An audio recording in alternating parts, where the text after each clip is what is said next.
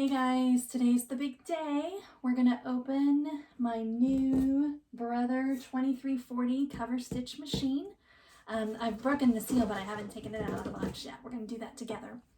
But first of all, if you are new here, welcome. My name is Kelly, and on this channel, what's it called?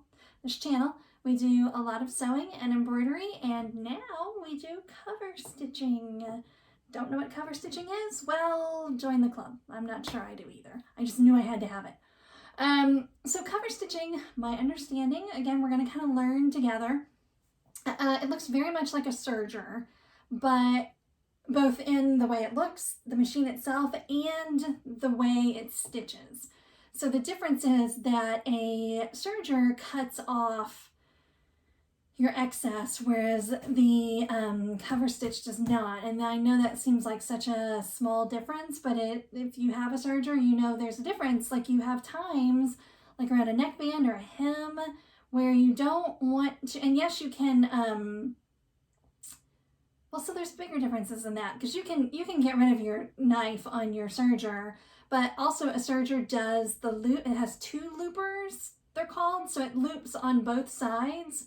Whereas this machine, on one side, it'll do 2 or 3 rows of just straight stitching, and the other side will be the loopy side. So I guess that's a pretty big difference too. See, I told you, I'm just learning here.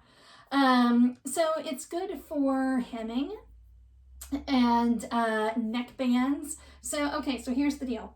So if you've watched many of my videos, you see I have what I like to call sensory issues. I can't wear anything that is up around my throat. I feel like I'm choking or dying. But then also, I like let me take my sweater off. I also like a men's cut of t-shirt because A, I'm tall, and so women's shirts are often too short for me. And B, I've had 3 babies, so women's shirts are cut like this, and I'm shaped a bit more like this. So I wear men's shirts, so I cut the necklines, and then I never do anything because I don't really leave the house. So this is just my look.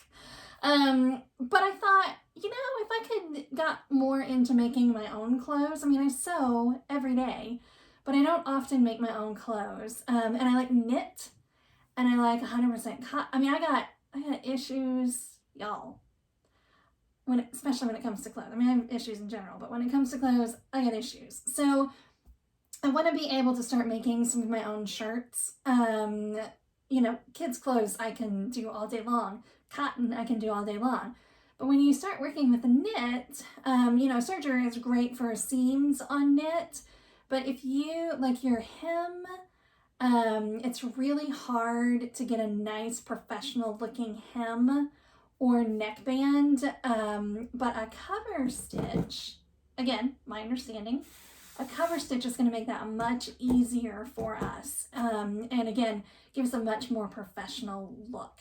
So and I already have a pattern in mind. And I need to remember to buy it as soon as I'm done videoing this because I think it's on sale today. It's the Ellie and Mac pattern.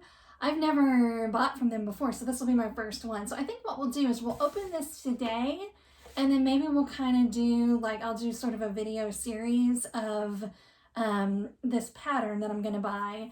It's a pretty basic pattern, but it's knit, and then I thought I could do lots of practicing and then kind of worked through it to do the hem.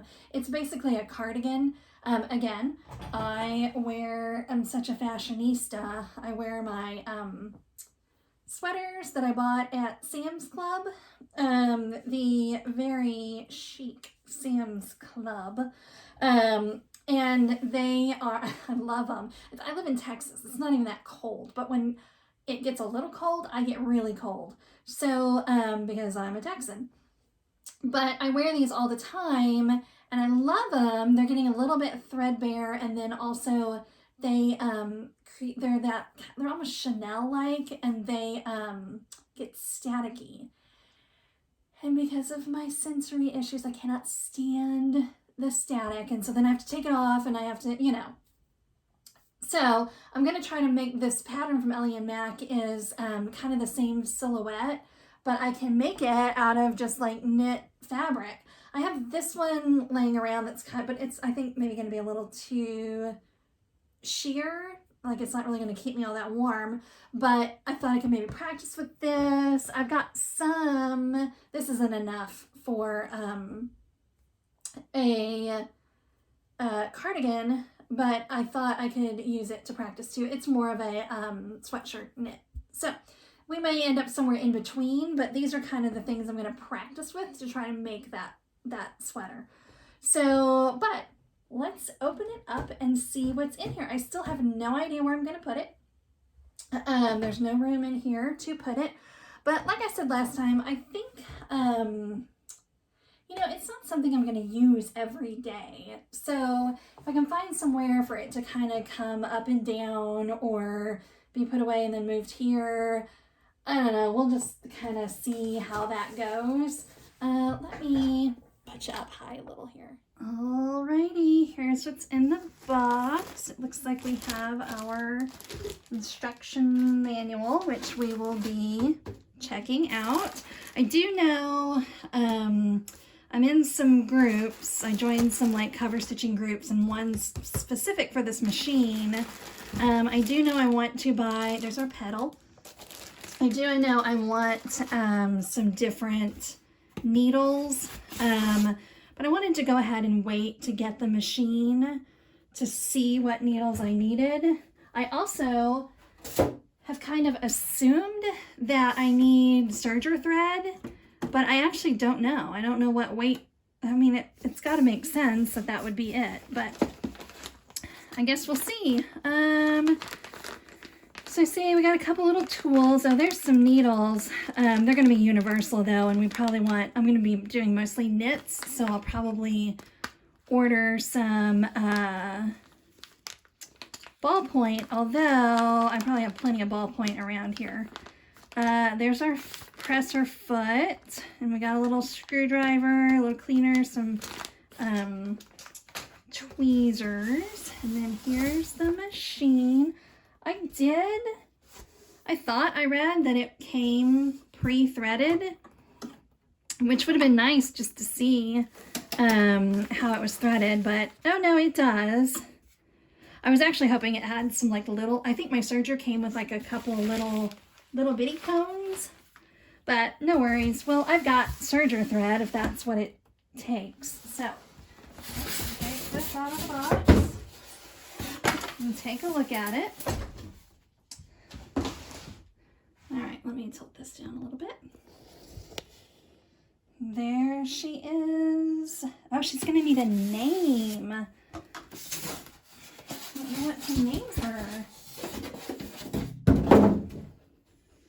Okay, so not much to it, but look, here's my cover stitch, and here's my serger. They're nearly identical. So hopefully what that means is that there won't be a huge learning curve. I know, here's what I know. Again, I know I need to change out the needles. Oh, and look, this is like a, it's already got a foot on. Oh, I know, I bet. So this foot is if you're using 3 needles, and then I bet this other foot is if you've only are using 2 needles. So we'll have to read up on that.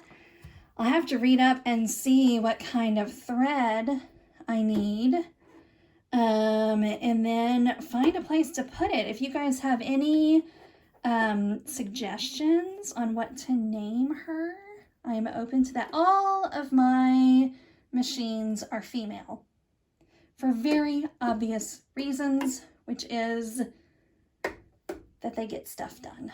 So next time I'll figure out how to thread it, and then maybe I'll do a little video on what I learned about that, and just some trials on it, and we'll see how it goes. But anyway, just a quick video to show you guys that I got it and what it looks like. And again, next time we'll dive a little more deeply into it. I just haven't even opened it up or checked it out yet. So thank you for stopping by. Please hit that like button and subscribe if you haven't already. And then you'll be all set to see the next step in this whole process, which is getting her set up.